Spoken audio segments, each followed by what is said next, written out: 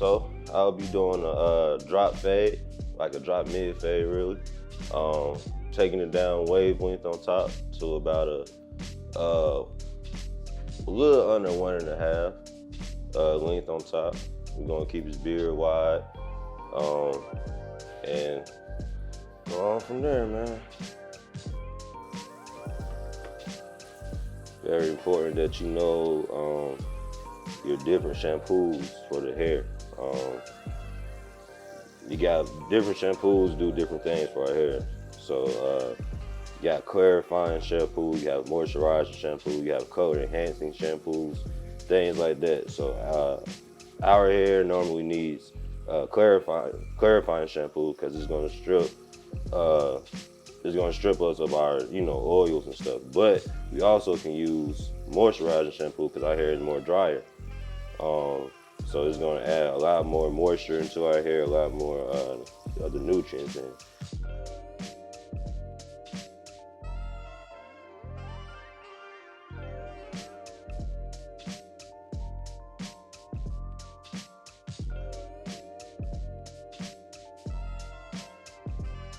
What we're gonna do is put some foaming lotion on his waves. Just gonna lay the waves down real nice, so when he comes out to the chair, everything's gonna be laid down, and all I have to do is just fade all the way around. So we're just gonna put a couple pumps on there. You don't need a lot.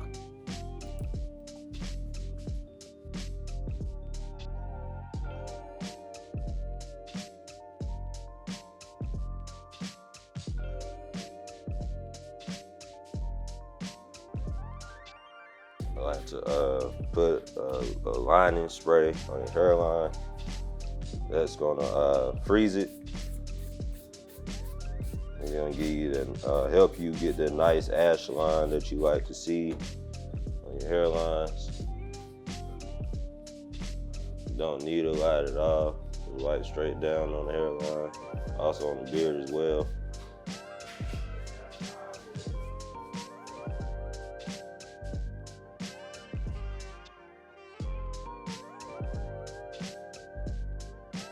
When you line it up and then after you fade it, you come back, you get to see the whole fade, and you get to see any like blemishes, any spots that you need to hit.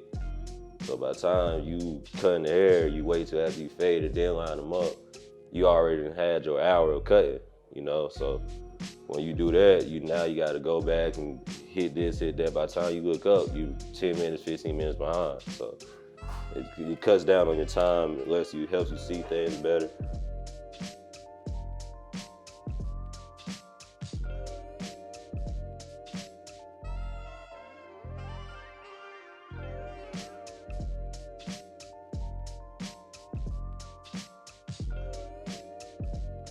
The reason why you want to make sure the levels are consistent is going to help the fade be consistent as well. A lot of times we might end up putting our lines of demarcations differently. It might be off a little bit, and you see it in the fade. So I'm gonna take my Andes cordless fade masters. Start off with my 1.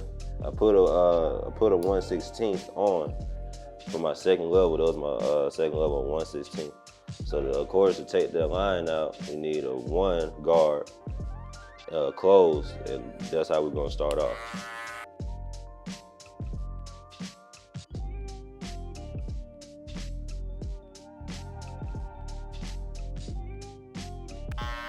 When I fade, I like to break my fades down in sections on each side. So I start here first, second, and then finish the last side off last.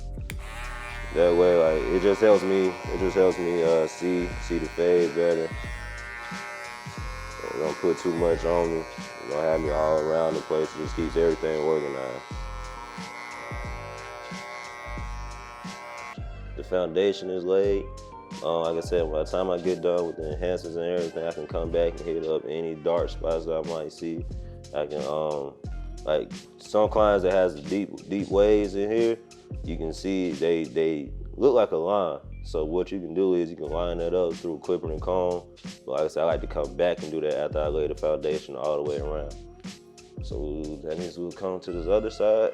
We're gonna work again, do the same thing.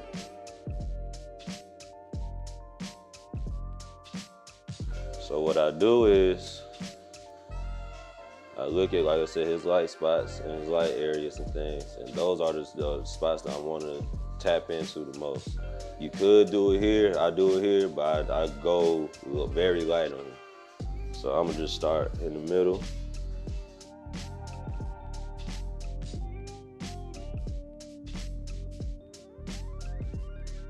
And we're gonna come back with the hair fibers. Hair fibers give me more of a matte, natural look. And as you can see, the dye gives it more of a shiny look.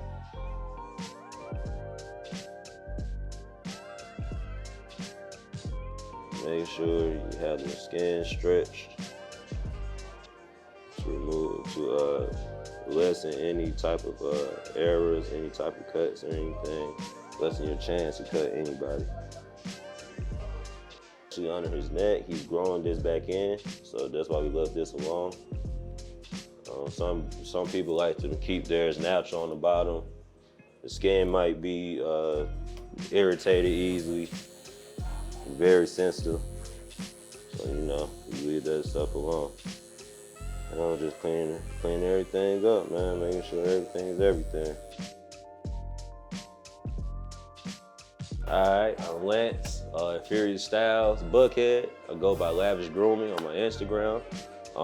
I just performed a drop fade on my client Mello. He's also a barber. And check out Evan Alexander Grooming. Yes, sir.